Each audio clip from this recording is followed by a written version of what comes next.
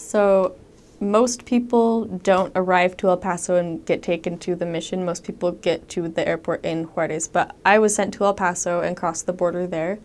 So my mission president and his wife picked me up, and we were able to drive in super easily without a problem. But because I was applying for a green card to be a temporary resident, we had to go into an office there, and I had to sign some paperwork. But it was really quick, and then we just got on our way on the mission. Crossing back to the United States is the more complicated thing to do. When we go home, all of the American missionaries are crossed over to El Paso and fly home from the El Paso airport because it's quicker and cheaper.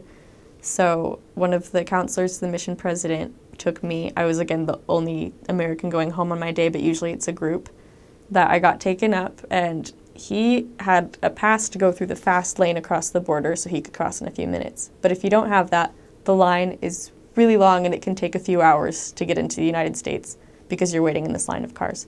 So what he did was I got out with his wife and my suitcases, and he drove across with his fast pass because he was allowed to.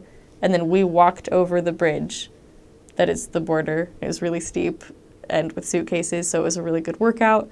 We walked all the way across it. Then I went through the security on the United States side and put my suitcases through, and then they cleared me to go through. I also had to turn in my green card and tell them that I wasn't planning on living there again soon.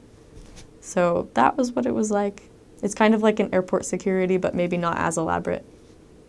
I haven't heard too much about crazy border crossing.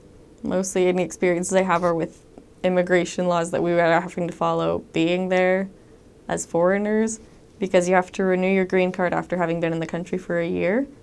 And one time this sister, it was the secretaries in the office are supposed to regulate that because we have no idea what to do.